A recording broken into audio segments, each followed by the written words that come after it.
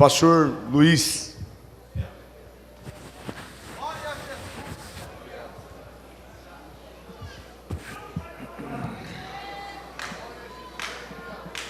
Meus irmãos, minha saudação a todos com a paz do Senhor. Que prazer estar aqui de volta nesta querida e abençoada igreja, desta feita para participar dessa bonita festa dos jovens, nessa data tão singular, que é os 60 anos dos jovens aqui desta igreja, desse ministério.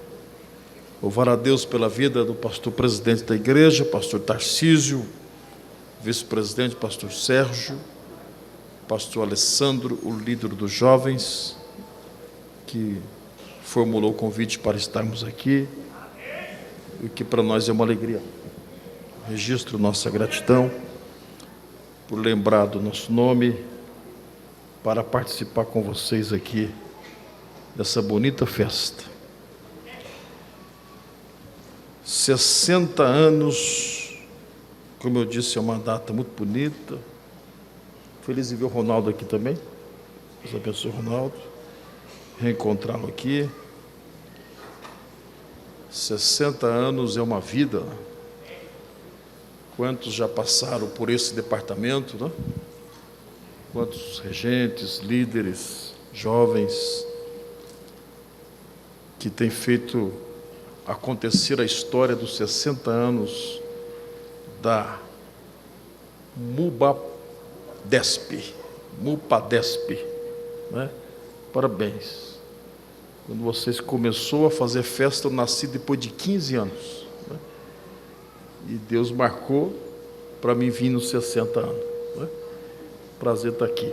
Somos um pouco recente aqui na região, mas já desfrutamos da amizade de alguns irmãos aqui, que para nós é uma alegria. Vamos abrir a nossa Bíblia, parabenizar os belos hinos, ungidos, e uns hinos um pouquinho diferentes, né? Parabéns. A maioria dos hinos é na vertical e só na horizontal, né? É para cima, né? É diferente, né? Nada contra os outros, mas esses hinos que é para cima, que é só para ele, parece que é melhor, né? Porque nós viemos aqui para adorar ele, né? O louvor é sempre para ele, né? Então, parabéns. Eu fiquei pensando, hoje à tarde, nós tivemos um trabalho muito abençoado na praça hoje, trabalho evangelístico, muitas pessoas foram alcançadas com a palavra, e no período da tarde, eu pensando nesse tema, Deus me fez lembrar de um texto que, quando eu lembrei desse texto, eu fiquei pensando, o que isso tem a ver com arrebatamento? Não é um texto exatamente escatológico. Porém, a divisa do tema diz: jovens preparados para o arrebatamento. E ressaltou na minha memória o seguinte: tudo que é preparado é porque existe uma base. Você vai prestar uma faculdade, você está preparado porque você estudou. Você tem conteúdo, você tem preparo para enfrentar uma prova e assim por diante. Então, o que nos faz ser preparado? A nossa base, as nossas referências e assim por diante.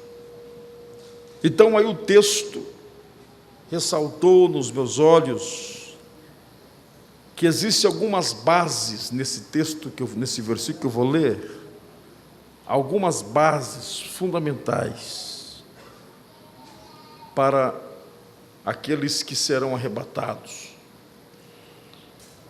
Esses jovens, a igreja, ela é preparada exatamente por conta dessas bases que nós vamos comentar esta noite aqui. Então, a princípio, vamos ler o capítulo 16 do Evangelho de Jesus, segundo escreveu Marcos. Evangelho de Jesus, segundo escreveu Marcos. Se é hábito da igreja ficar de pé, pode ficar de pé. Evangelho de Jesus Cristo, segundo Marcos escreveu. Quem achou Marcos, diga amém. Amém. Fica melhor assim, né? Isso. Agora vamos observar o versículo de número 16. Capítulo 16, melhor. Evangelho de Marcos, capítulo 16. Quem achou o capítulo 16, diga glória a Deus. Glória a Deus. Agora vamos ver o verso 19. Capítulo 16 de Marcos e o verso 19. Está escrito assim: ora, o Senhor, depois de lhes ter falado, foi recebido no céu e assentou-se à direita de Deus. Quantos creem que aquilo que acabamos de ler é a palavra de Deus? Diga amém. Amém. Podeis tomar vosso assento. Obrigado. E dando glória. E dando glória. Querida igreja do Senhor Jesus aqui reunida esta noite, nobres pastores que ocupam essa tribuna, músicos, senhoras, em especial o público jovem que está nos ouvindo esta noite. O capítulo 16 de Marcos, por certo, ele é um capítulo muito próximo de todos nós, pois nesse capítulo existe um dos versículos mais conhecidos e mais citados da Bíblia, no contexto da evangelização. E eu passo a observar com vocês um acontecimento a partir do versículo de número 1. Vocês têm paciência porque eu não sou pregador, eu sou pastor. Então, pastor é diferente. Às vezes o congresso espera um pregador, mas eu sou pastor de igreja, prego também, mas sou mais pastor do que pregador. Eu não sou um pastor pregador, eu não sou um pregador pastor, eu sou um pastor pregador. Então, primeiro é o pastor na frente, depois o pregador. Então, vamos com paciência.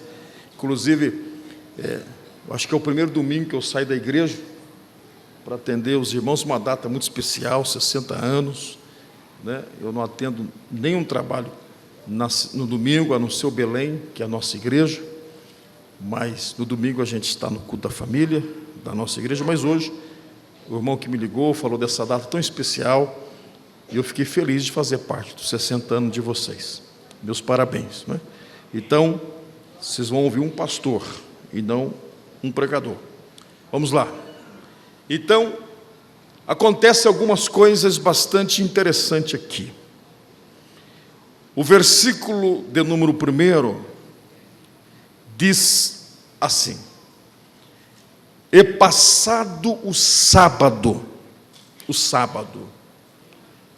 porque aqui foi uma semana muito tensa, uma semana muito complexa, uma semana muito tumultuada.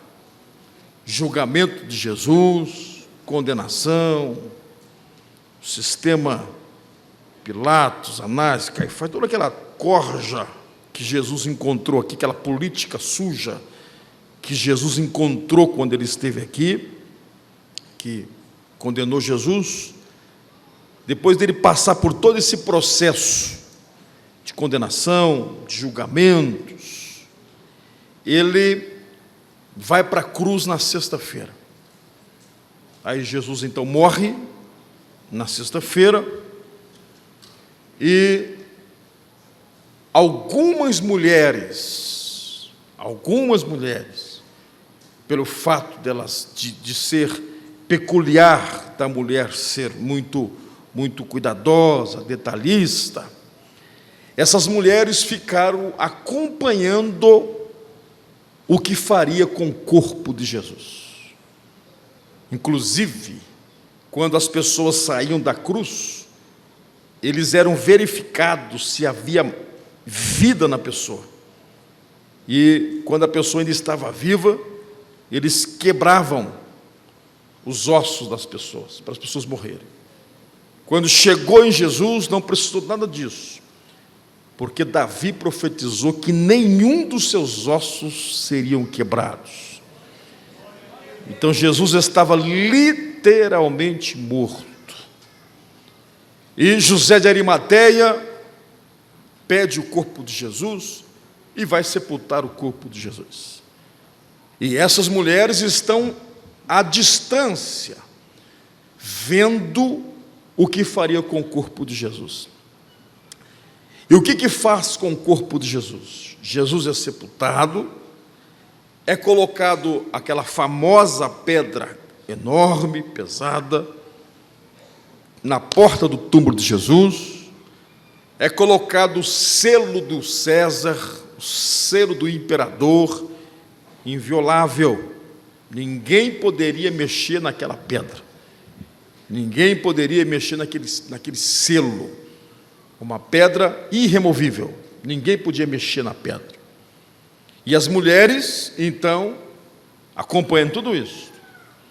Pelo texto, a gente entende que essas mulheres saíram do cemitério impressionado com o tamanho da pedra, impressionado com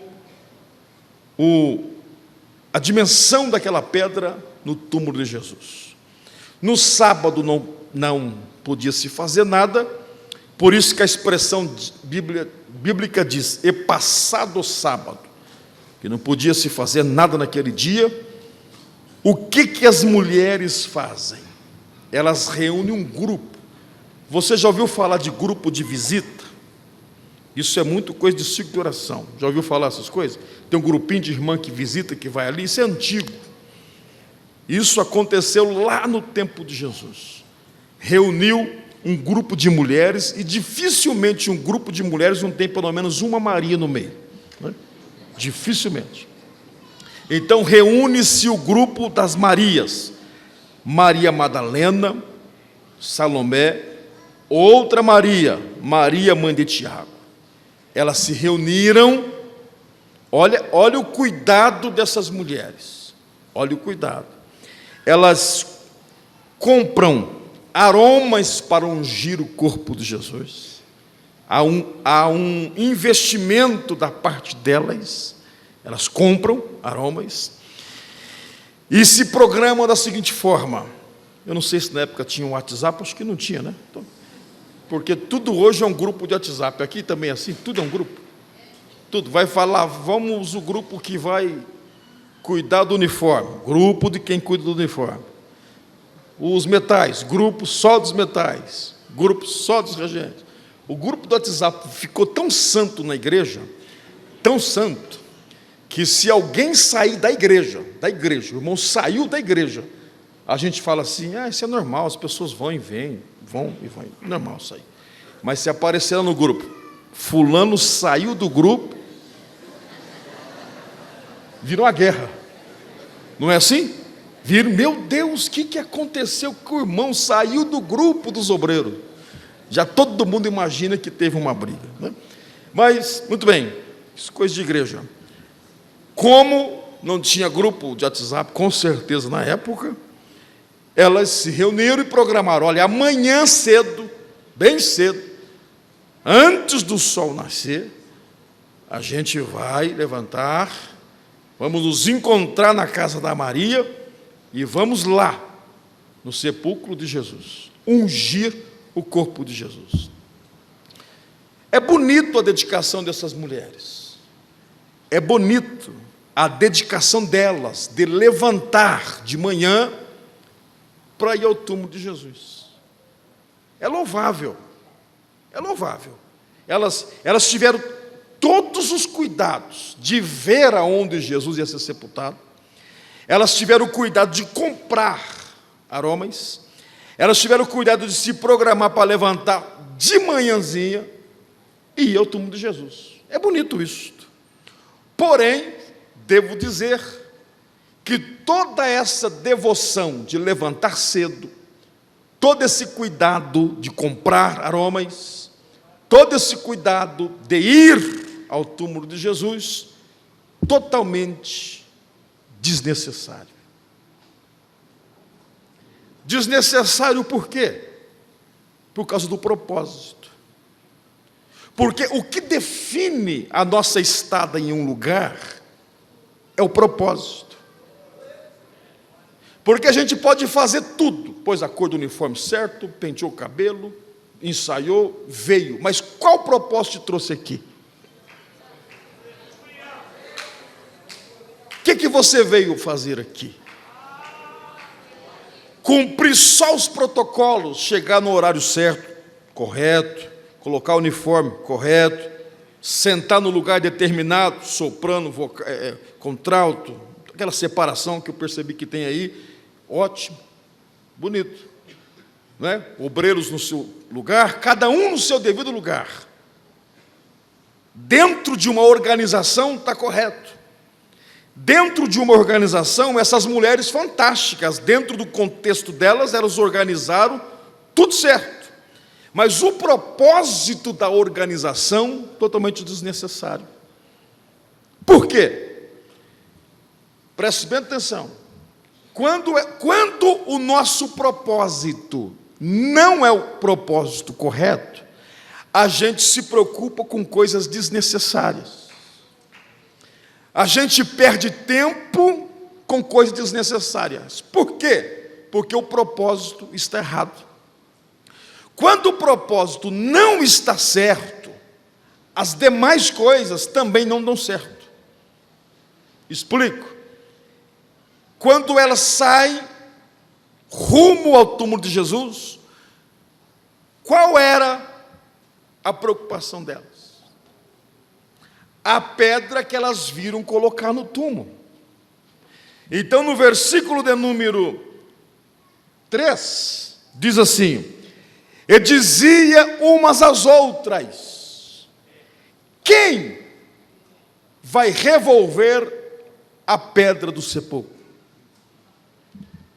Compra de aroma desnecessária, ir ao túmulo de Jesus com esse propósito aqui, totalmente desnecessário, se preocupar com a pedra, totalmente desnecessário.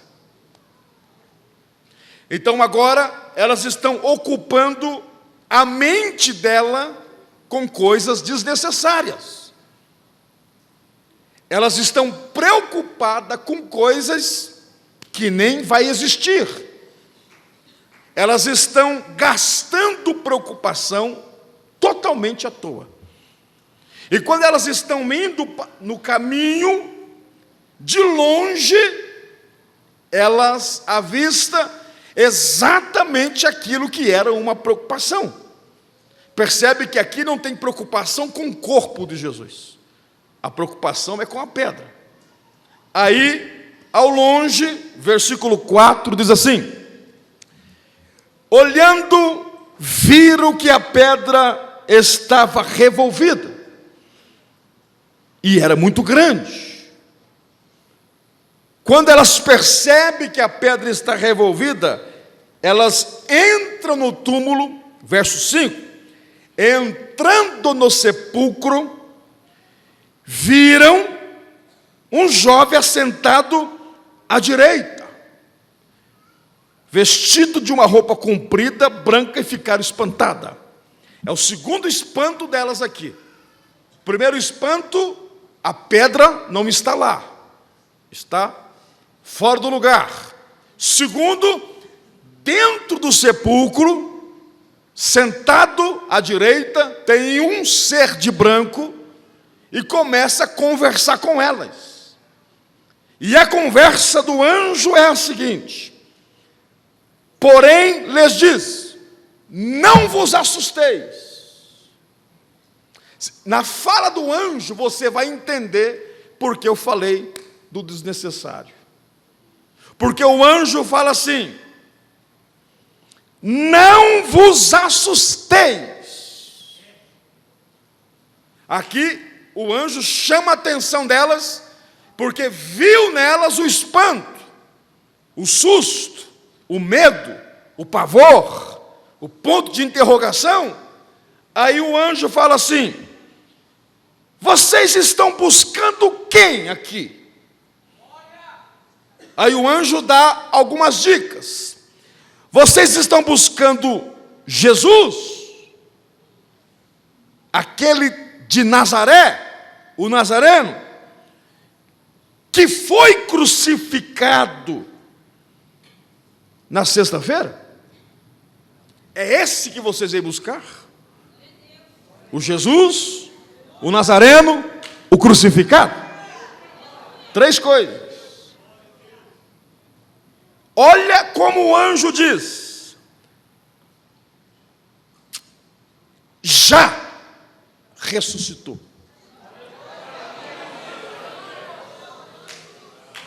Escute, o anjo não disse ressuscitou.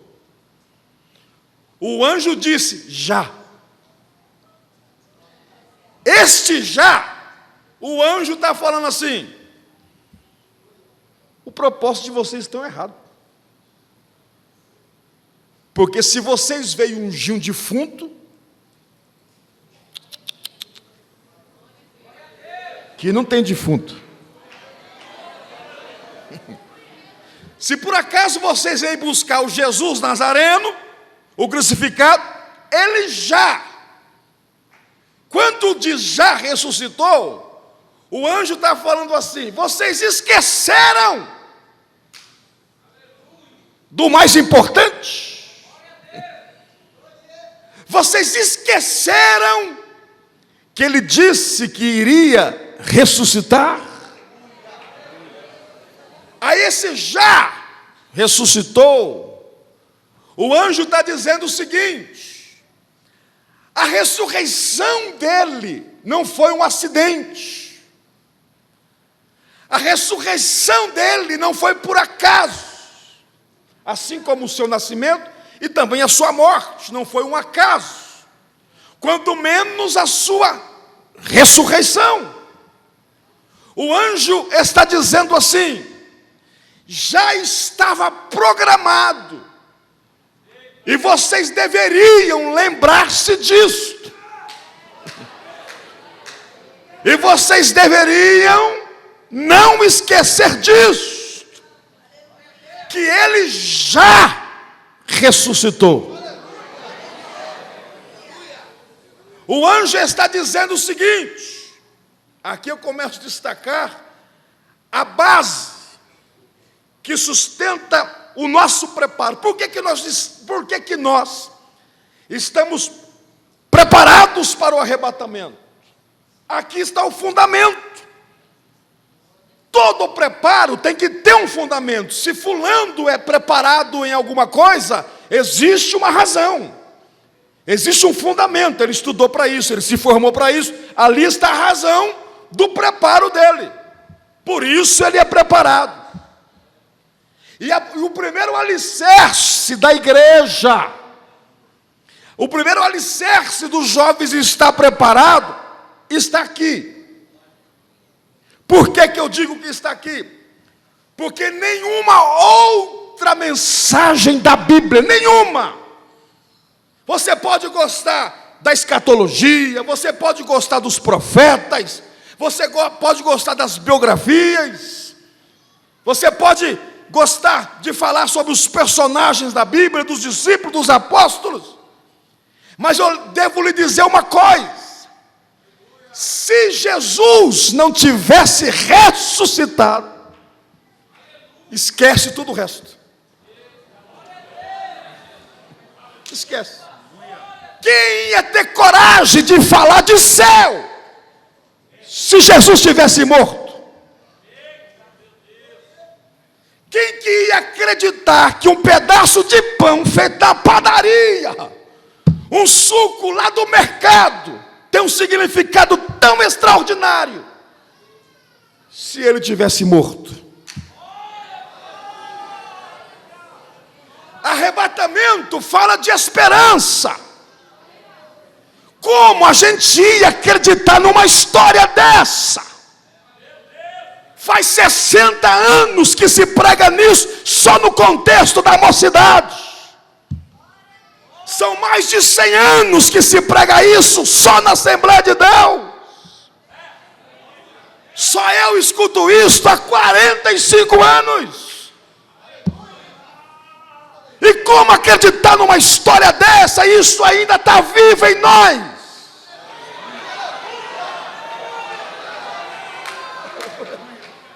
Se fosse uma história que os nossos pais tivessem inventado, isso já tinha se desfeito.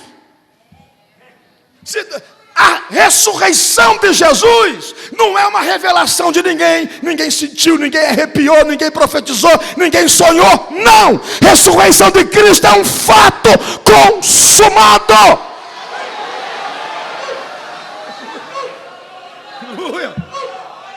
Por isso, e outra coisa, a geração de hoje, inclusive eu até parabenizo vocês usar esse tema aí, porque a geração de hoje não sabe nem o que é isso. O que é saber de arrebatamento? Nos anos 90, todos os temas, é já a última hora, é já a última hora. Quem é crente de berço sabe disso. Hoje, reavivar, reacender essa esperança é uma obrigatoriedade da igreja para essa nova geração, que não ouviu falar sobre isso ainda, porque todo mês da igreja tinha uma mensagem sobre o arrebatamento. Dificilmente não tem uma mensagem sobre isso. É perigoso você pegar um jovem hoje e ele falar que nem sabe o que é isso. É uma mensagem que nunca vai envelhecer, nunca vai sair de moda, nunca vai sair de pauta. A maior esperança da igreja é saber que Jesus voltará. Agora, para a gente acreditar nisso, aqui está a base. Nós não acreditamos em um Cristo que está morto. Não tinha valor você estar aqui. Esses hinos que vocês cantaram, essa glória que desceu nesse louvor, a razão é uma: Ele está vivo.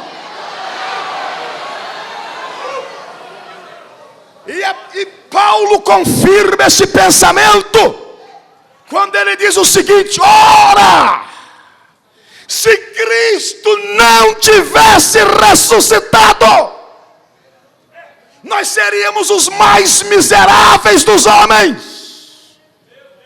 Paulo ainda diz: o meu evangelho não teria significado se ele não tivesse ressuscitado.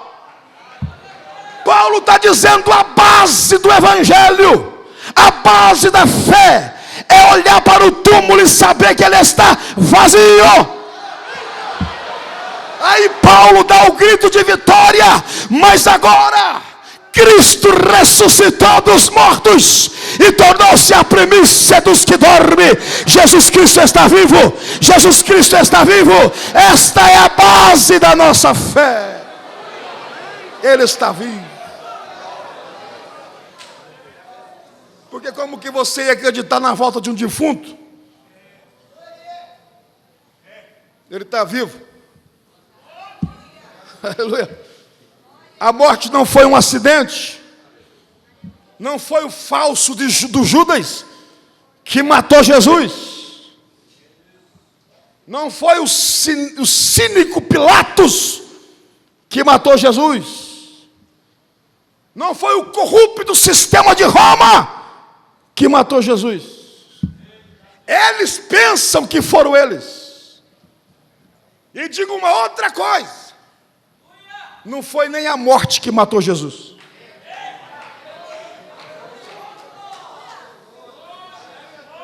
Para você ver que o seu Jesus não é fraco. Porque o maior inimigo dos homens é a morte. O homem mais poderoso do universo não consegue segurar. Não tem plano de saúde, não tem Sírio-Libanês, não tem Albert Einstein, não tem Alphaville, não tem. A morte entra lá na comunidade, mas entra também na casa do rico. Morre estrela, morre pessoas famosas. A morte não tem essa conversa. Os homens temem isto. Os grandes imperadores, cadê eles? Eles não conseguem detê-la. Aí o meu Jesus, Franklin, prazer revê-lo. O teu Jesus dá uma olhadinha para o céu e fala assim: Pai, a morte é muito fraca para mim. Ela não consegue me matar. Então eu entrego o meu espírito.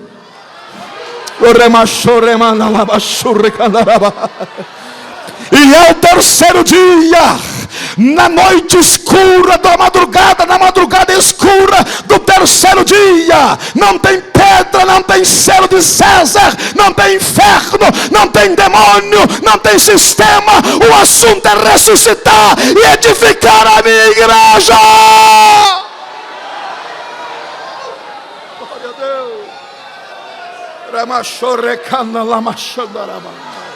Você sente a presença do Cristo vivo? Ele encontra João na ilha de Pátimo e diz o seguinte: João, o negócio é o seguinte, rapaz, eu estive morto de fato, mas agora estou vivo, e com detalhe, vivo para todo sempre. E o anjo fala assim: entra aqui, dá uma olhadinha. Está aqui não. A base do arrebatamento: ressurreição de Jesus. Segundo, eu acho bonito o ministério, acho bonito a participação dessas mulheres no ministério de Jesus. Porque se você olhar, as mulheres que ficaram perto de Jesus, nenhuma deu trabalho para Jesus, só os homens.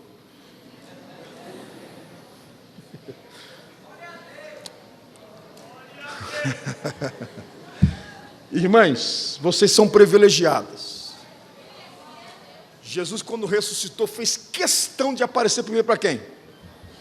Para quem? Por quê? Jesus queria que todo mundo soubesse que estava vivo.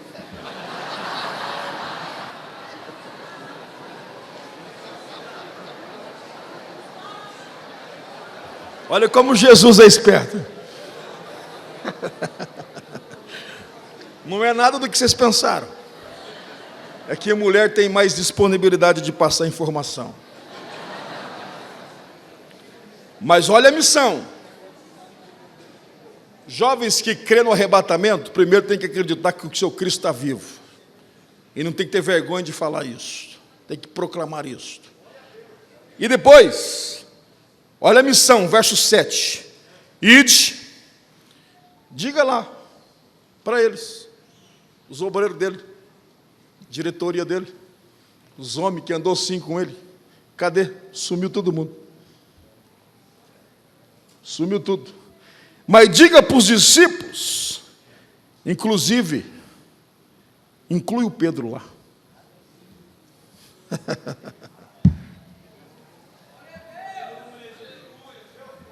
Para pensar em arrebatamento, a gente tem que pensar em restaurar. os Pedros que estão sentados dentro da igreja. Antes do ide por todo mundo, ide primeiro, aqui dentro mesmo.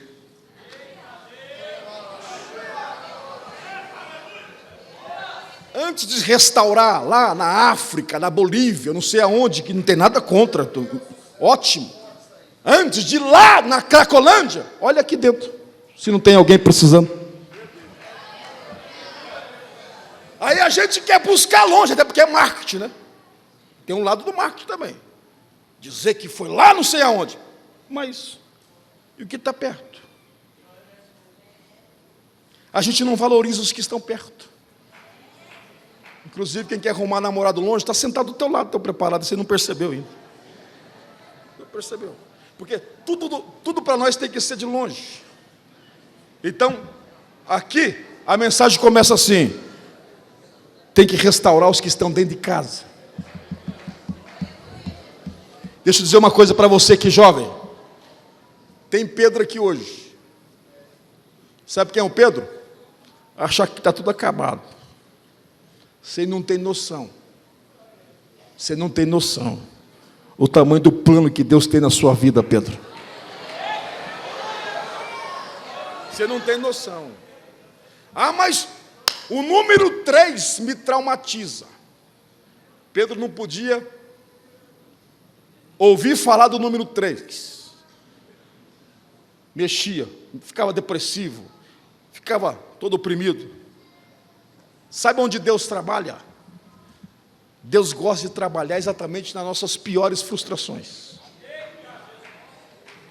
Então, Jesus estava preparando o seguinte: diga para Pedro lá, porque se ele me negou 3 vezes, vai ser no capítulo 3 que ele vai fazer milagre, em Atos dos Apóstolos.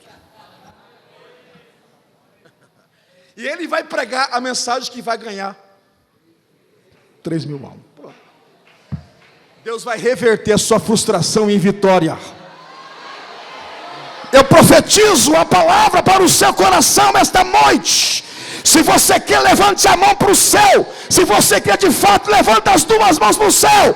Deus tem restauração para a gente frustrada hoje aqui. Não está nada acabado não, Pedro. Hoje Deus te alcança pelo poder da palavra. Ô glória! Diga lá para o Pedro. E diga que ele vai adiante dele. Muito bem. Acontece uma outra coisa misteriosa. Eu vou falar só por falar, porque senão eu não quero que nenhuma mulher fique. Nossa, pastor, acho que tem uma coisa contra as mulheres. Tem não, lá em casa tem 2. Minha esposa e uma filha.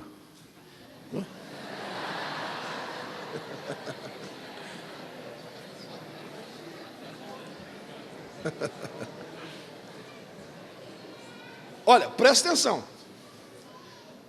Lembra que elas foram preocupadas com pedra, toda aquela questão. Você fazer uma mulher ficar calada, a impressão tem que ser muito forte. Olha o que diz a Bíblia, verso 8. E saindo elas apressadamente, fugiram do sepulcro, porque estavam possuídas de temor e assombro, e nada dizia a ninguém. Ronaldo, elas voltaram caladinha, olhavam uma para a outra assim, tinha medo de falar. No olhar delas, elas diziam: o que é isso que a gente viu? O que é isso? A gente foi para ungir um defunto e saímos de lá sabendo que ele está vivo. Mude o seu propósito esta noite. Você não veio cantar para um Jesus vivo, morto. Você não veio fazer devoção para um defunto. Você veio adorar aquele que está vivo. E anda nos 7 castiçais da igreja. Aleluia.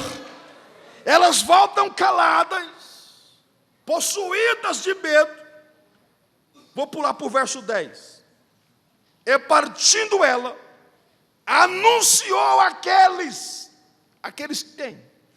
que tinha estado com ele quem? Os discípulos. Enquanto, deixa eu ressaltar agora a importância das mulheres.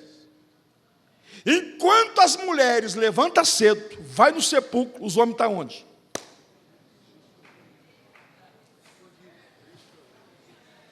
Olha o cenário, triste e chorando. Não era para ser o contrário? Não era para as mulheres estar tristes e chorando? Os chamados, os da credencial, os das cadeiras da frente, os top de Jesus, chorando, triste. Olha que coisa interessante. Se as mulheres erraram de esquecer a ressurreição e foi atrás de um defunto, e os discípulos então? 3 anos ali, com Jesus. Monte, desce monte, multidão, particularidade, barco, desce de barco, conversa junto, íntima, conversa com a multidão, com os 12, com os 3, tudo ali, triste e chorando.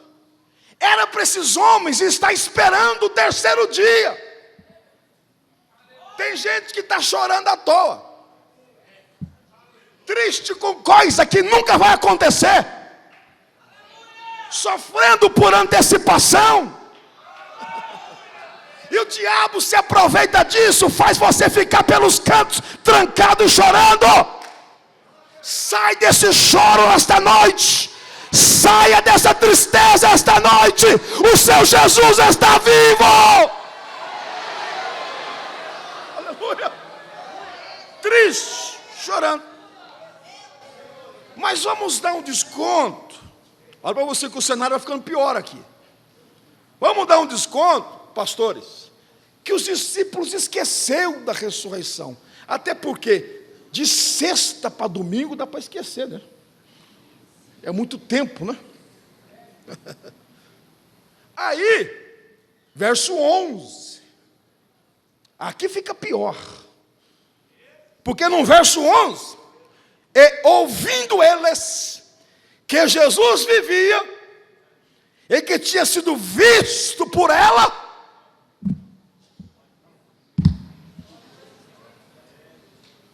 não creram. Olha, irmão, isso aqui é simples, né? Porque pastor só prega coisa simples, mas é terrível. É terrível isso aqui. Claro que na cultura da época, o testemunho de uma mulher não era verdadeiro. A mulher não tinha valor para nada, não podia nem falar quase. Então o testemunho de uma mulher não tinha muita validade, por conta do machismo da cultura da época. Mas os discípulos tinham que esquecer a cultura e pensar, isso aí não é coisa da cabeça dela, porque isso aí ele falou para nós. Eles poderiam muito bem pensar assim: como a gente esquece um negócio desse? Tem mineiro aqui? Como a gente esquece um trem desse? Eu preguei em Minas Gerais sábado. Como a gente esquece um trem desse? Não é? Como esquecer um negócio desse? Como que pode a gente esquecer do 3º dia? Não, de fato eles nem falando. Olha, ele está vivo. Não creram. Aí acontece. Você já viu falar de reunião de obreiro? Em que o pastor desce a madeira nos obreiros dele? Já viu falar isso ou não? Jesus que ensinou isso aí. Jesus convocou uma reunião. E olha, não é heresia. Jesus está muito bravo aqui. Mas bravo. Bravo demais. Verso 14, você vai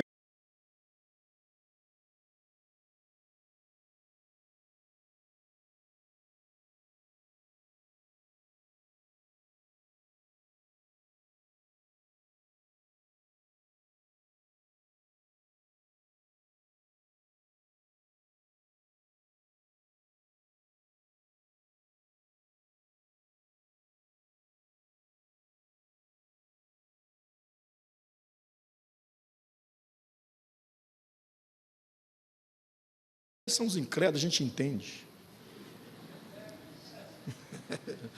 Vocês são duro de coração? Normal. Não. Aqui Jesus extravasa a sua decepção. Vocês são os incrédulos. Vocês são os duros de coração. Como vocês esquecem? Eu treinei vocês 3 anos. Eu particularizei coisa para vocês. Tem uma coisa pior. Os inimigos de Jesus acreditou mais na ressurreição do que os discípulos. É brincadeira? Por quê? Porque a pedra que foi colocada lá já foi com medo da ressurreição. Porque a conversa que se tinha é a seguinte: olha, o homem aí disse que vai ressuscitar, então é melhor a gente tomar uns cuidados, vamos colocar um guarda, vamos colocar uma pedra que precisa de 20 homens para mexer nela, vai que... Entendeu? Vai que acontece. Então, os inimigos acreditou mais na ressurreição do que os discípulos. Esse negócio dos da casa não acreditar é normal. Às vezes os de fora acreditam mais. É um absurdo um negócio desse. Nós precisamos de acreditar nos nossos irmãos. Nós precisamos de acreditar no potencial que tem dentro das nossas igrejas. Então Jesus está dizendo assim: vocês são os incrédulos, uns duros de coração. A Bíblia não diz, mas nós podemos pensar: os meus inimigos acreditou, vocês não. Mas como pedra não é problema para mim, ninguém me segura, eu saí de lá. Mas vocês não acreditaram. E quando as pessoas estão chamando a atenção nossa, e nós estamos errados, o que a gente faz? Abaixa a cabeça. Lembra quando a mãe vinha e corrigia a gente? Moleque, por que você fez isso? Menino, tal. A gente abaixa a cabeça. Só que o pior é no final. Porque quando alguém está bravo com a gente, tem sempre um mais. Quando descarrega tudo, a pessoa fala assim: e tem mais uma coisa. Esse mais uma coisa, irmão, rola a cabeça, perde tudo. Eu imagino Jesus falando com eles: vocês são duros de coração, vocês são os incrédulos. Os discípulos de cabeça baixa, pensando o seguinte: perdemos tudo. Decepcionamos. Acabou o projeto. E quando eles estão pensando que acabou, Jesus diz assim: e tem mais uma coisa. Aí eles pensam: é agora. Aí Jesus fala assim: ide.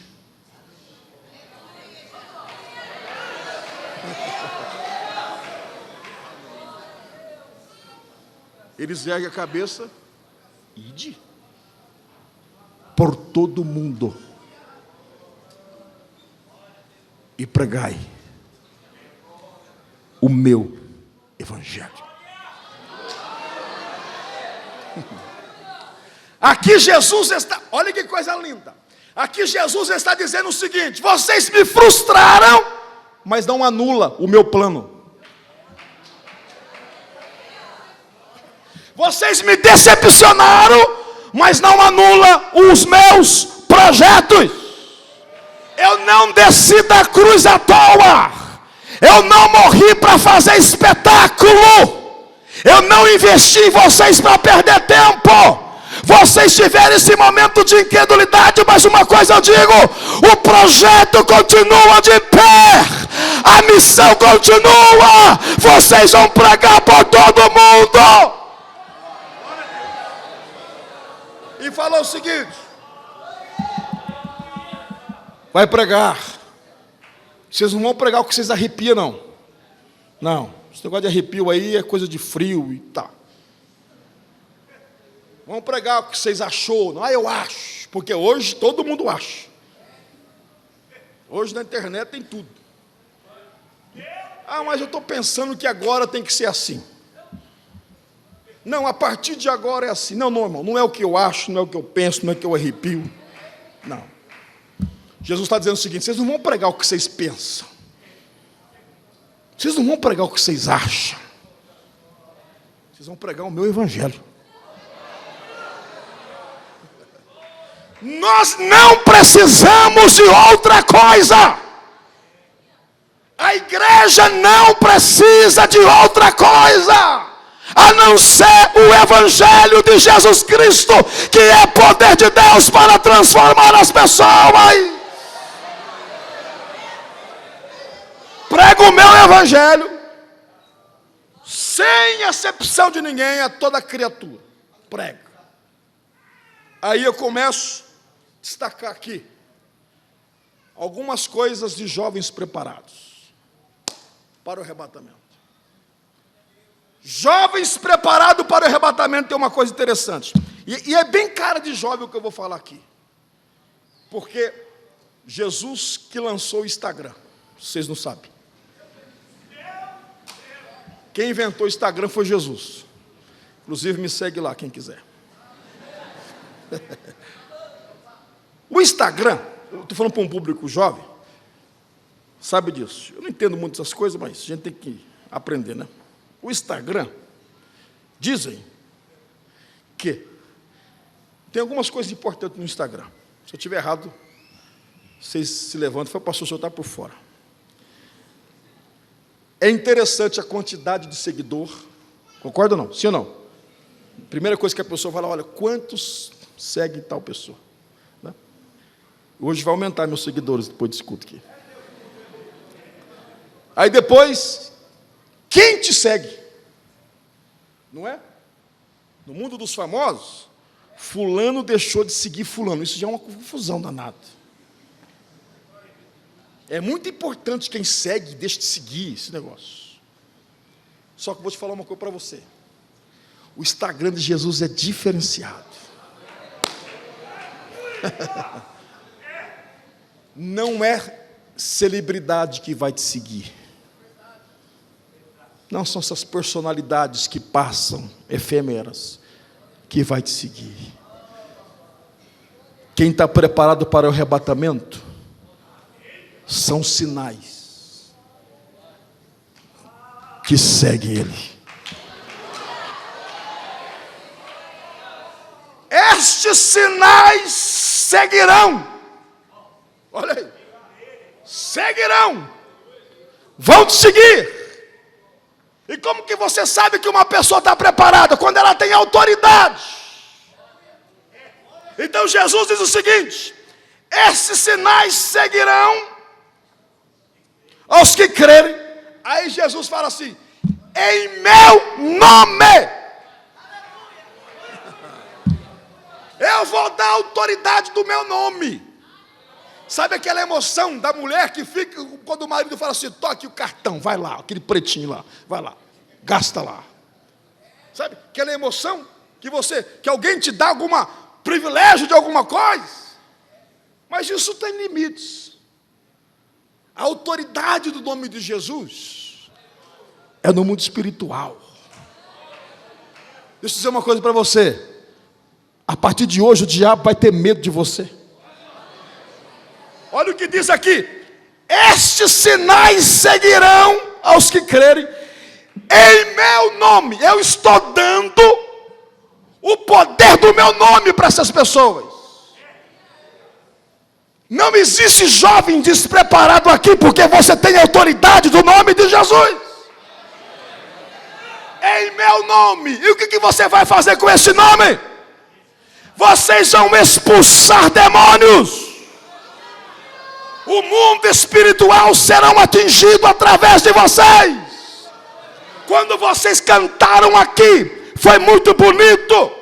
Nós sentimos a presença de Deus. A glória de Deus desceu aqui. Foi uma coisa linda, extraordinária. Mas pode ter certeza de uma coisa: a orquestra e músicos e componentes não ficou somente nessa esfera.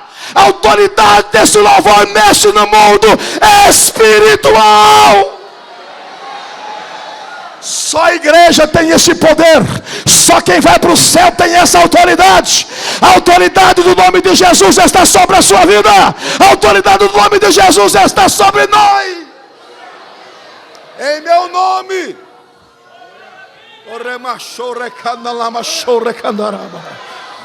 Eu sinto a autoridade do nome de Jesus aqui esta noite. O nome de Jesus vai expulsar tudo que não presta da sua frente. O nome de Jesus vai expulsar tudo que não presta do seu bairro. O nome de Jesus vai expulsar tudo que não presta da sua rede social. O nome de Jesus vai agir na tua vida esta noite, jovem. Você tem autoridade do nome de Jesus. Expulsarão demônios. Estou preparado. Sabe por que você está preparado? Porque você tem autoridade. Jovens preparados têm autoridade do nome de Jesus. Jovens preparados falam em novas línguas. Oh, glória a Deus. Você não pode sair desse culto sem falar novas línguas esta noite. Você que não é batizado já pode começar a receber essa graça.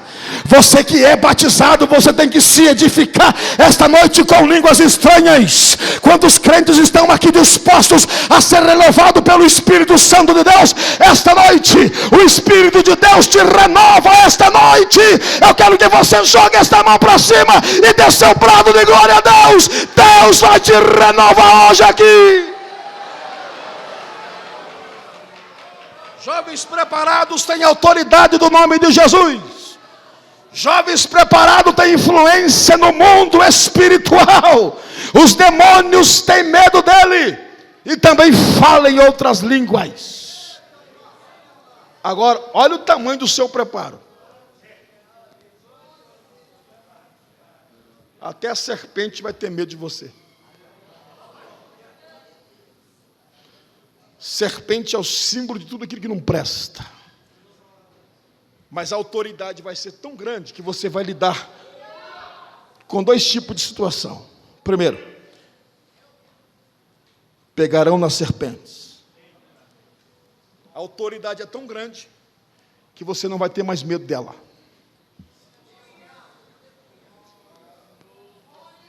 Não é a serpente que vai vir para cima de você, é você que vai pegar nela.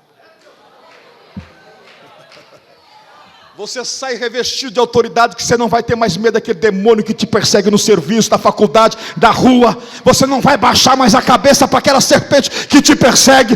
Hoje você levanta a cabeça e diz: eu tenho autoridade do nome de Jesus. E não tem serpente que fica na sua frente. Pegarão. Pegar fala de domínio. Você vai dominar as lutas exteriores. Aquilo que acontece em sua volta estará no seu domínio a partir de hoje, porque você tem autoridade do nome de Jesus. Agora escuta o pior e o melhor ao mesmo tempo. E se você beber alguma coisa mortífera?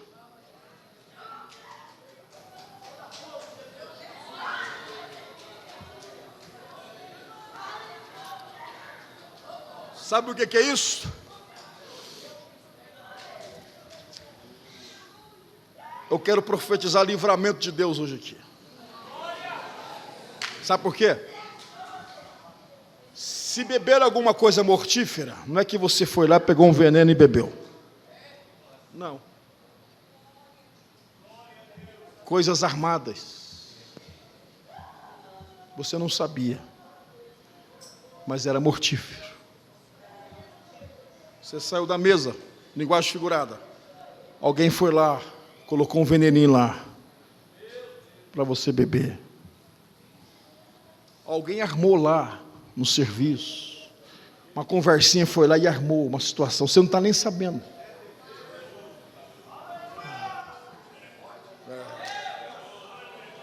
Você não está nem sabendo, mas tem conversinha no WhatsApp com fotinha sua para te ferrar, para te complicar, para te estragar com o seu casamento, a sua vida, a sua família. Existem pessoas que não dormem. Existem pessoas que não dormem constantemente em reuniões. Como eu faço para pegar aquele, pegar aquela, acabar com o regente, acabar com o pastor da igreja, acabar com aquela... Como que eu faço?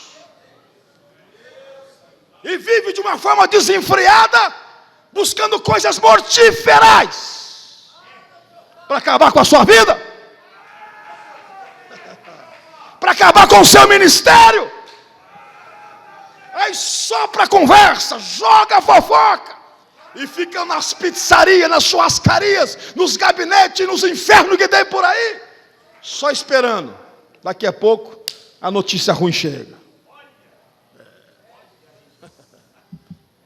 Ficam reunidos e esperando a sua desgraça.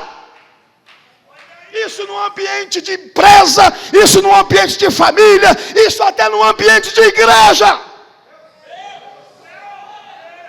Inclusive no ambiente do ministério. Ficam de coisas mortíferas. E você não está nem sabendo. Você foi lá, bebeu, foi lá, tirou a foto, foi lá, conversou. Só que você não sabia que era uma serpente que entrou no seu carro. Uma serpente que te chamou no WhatsApp, já está com o print para te complicar. Uma serpente que está pronto para acabar com a sua vida e você não está nem sabendo. São coisas mortíferas. Mas o poder do Espírito da profecia está nesse congresso.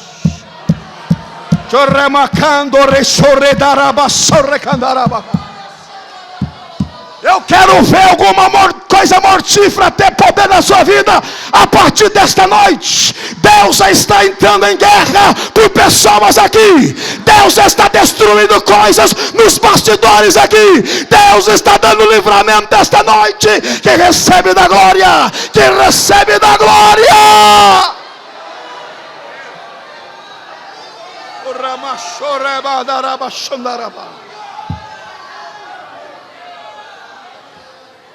Armaram a cilada e estão só esperando.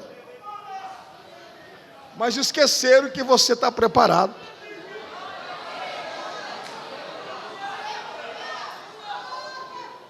Esqueceram, se a serpente te picar, você está tão preparado que a serpente morre porque picou você. Se beber alguma coisa mortífera, aí está lá os inimigos esperando. Passa um dia, 2 dias, uma semana. Ué, mas está lá ainda? Mas está pregando ainda? Mas está casado ainda? Mas está naquela igreja ainda? Está naquela empresa ainda? Não divorciaram ainda? Está indo nos cultos ainda? E você sem saber, cada dia você está mais crente. Cada dia você está mais animado. Cada dia você está mais forte, porque está descendo reforço de Deus nessa casa. Está descendo reforço de Deus para esta casa. Levante a mão para adorar, porque eu sinto Deus trabalhando na casa. Eu sinto Deus mandando reforço na casa.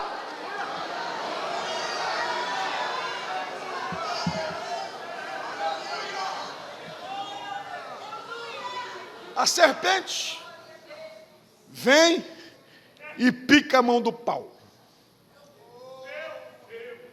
Aí eles ficam assim: vai morrer. Paulo não fica amarelo? A pressão não mexe? Paulo está, na linguagem de vocês, de boa, tranquilo, e os inimigos esperando Paulo cair.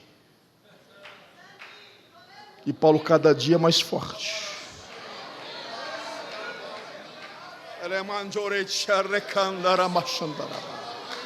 Levante a mão que eu profetizo a palavra. Levante a mão, vem comigo na palavra. Vem comigo na palavra que eu vou profetizar. Não lhe fará dano algum.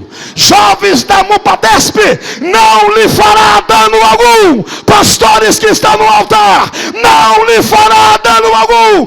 Igreja reunida, não lhe fará, não lhe fará, não lhe fará dano algum.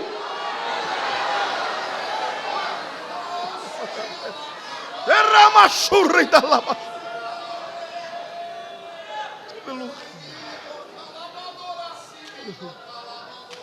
Oh, glória.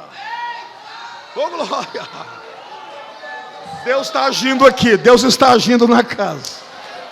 Ela machou nemlaço em defloqueceda.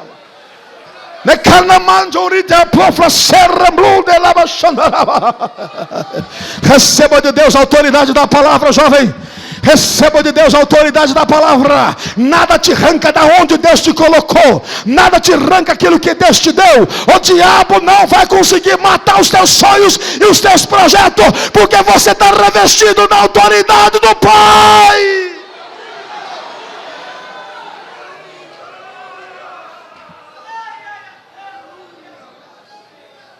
Pode orar, pastor?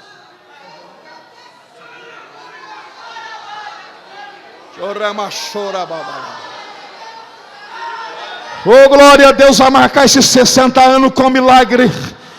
Deus vai marcar esses 60 anos com livramento. Deus está frustrando a cova. Deus está frustrando a armadilha do Amã. Deus está frustrando a forca que Amã está preparando. Deus está frustrando muita coisa aqui esta noite. Deus está tirando o veneno que foi lançado. Deus está nesta noite entrando em guerra por famílias aqui. Deus está agindo nesta casa.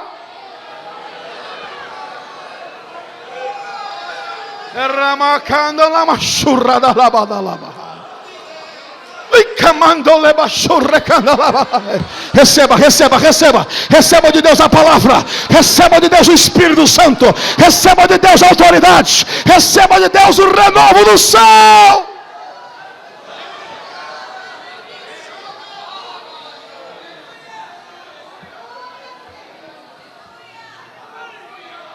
Duas falas. A primeira: onde está uma pessoa que não é crente? Um jovem afastado. Onde está você? Vê se tem alguém perto de você que quer Jesus.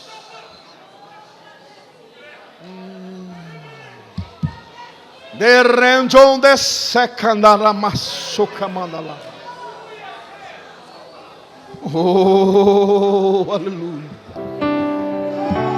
Oh, aleluia. A igreja não para de adorar, porque Deus vai fazer coisa linda aqui.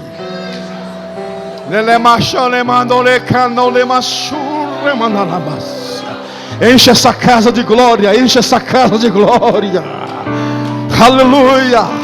Aonde tem uma pessoa que está afastada da casa do Senhor, um senhor, uma senhora, um moço, uma moça, onde você está, nós estamos te esperando para orar por você aqui esta noite. Aonde está você? Aí na galeria, lá no fundo da igreja, ou alguém que está assistindo pelo telão, onde você estiver. Se tiver alguém para Jesus, venha que nós vamos orar por você. Venha para Jesus. Já está vindo a primeira pessoa, o primeiro jovem. Se eu fosse você, eu aumentava esse glória a Deus aí. Eu aumentava esse glória a Deus aí. Oh, glória! Se coloque de pé com permissão do pastor da igreja para adorar a Jesus.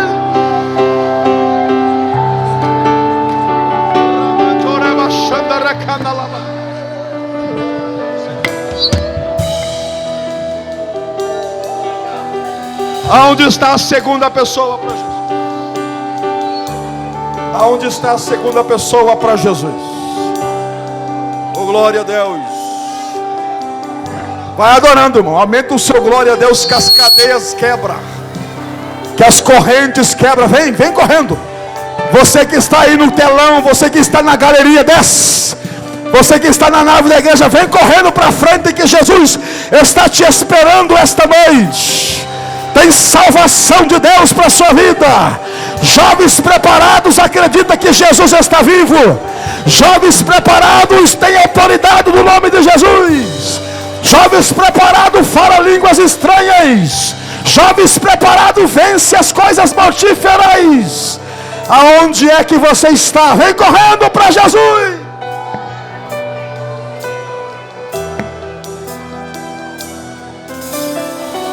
Aonde está a segunda pessoa? Vem. Oh, glória a Deus. Vem para a fileira dos salvos.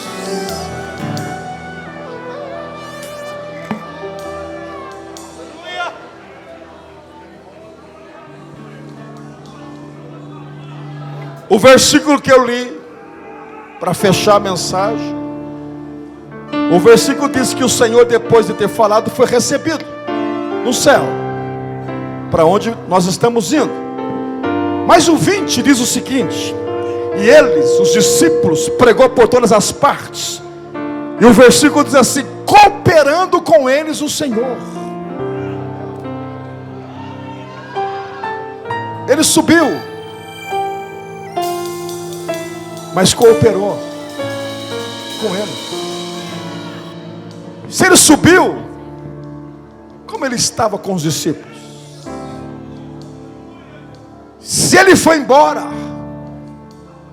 como ele continuava com os discípulos?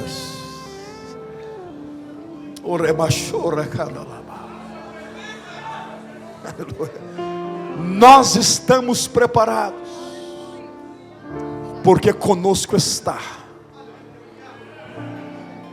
o Espírito Santo. Aleluia. Nós não estamos sozinhos nessa guerra. A verdade não é nem Jesus que vai vir nos buscar, é o Espírito Santo que vai nos levar. O Espírito Santo é tão importante para nós, tão necessário, que você é a casa, o templo, a morada dele. Você não está sozinho. Pastor, como que eu venço o pecado, a prostituição? Como que eu venço essas coisas para mim permanecer firme, para subir no céu? É você estar cheio do Espírito Santo de Deus. Cheio do Espírito Santo de Deus. Quantos querem ser cheio? Quantos querem ser cheio? Quantos querem ser cheio de Deus esta noite?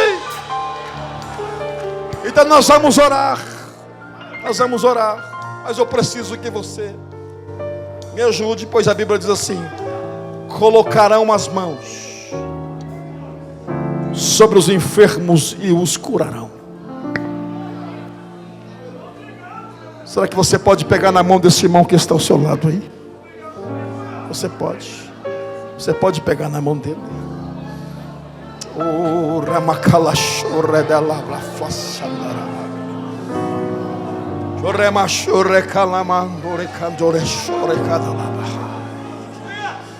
Espírito Santo vai te encher de muita autoridade e muito poder aqui esta noite. Oh, glória a Deus, glória a Deus, glória a Deus, glória a Deus.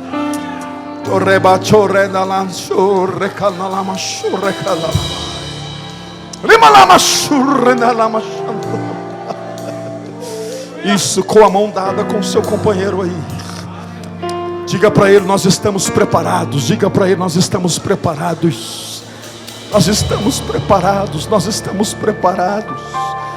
Oh, glória a Deus. Oh, glória a Deus. Oh, glória a Deus. Agora levante a mão desse companheiro junto com ele. Levante a mão para o céu agora. Eu quero profetizar que o Espírito enche toda esta casa agora. Aonde houver um crente cheio de Deus, começa a sentir agora a presença do Espírito Santo de Deus. Quem não é batizado com o Espírito Santo, isso, quem não é batizado com o Espírito Santo, o pastor me deu permissão aqui, pode vir à frente do altar. Vamos orar por esse jovem aqui. Jesus, perdoa os seus pecados, escreva o nome dele no livro da vida, Senhor.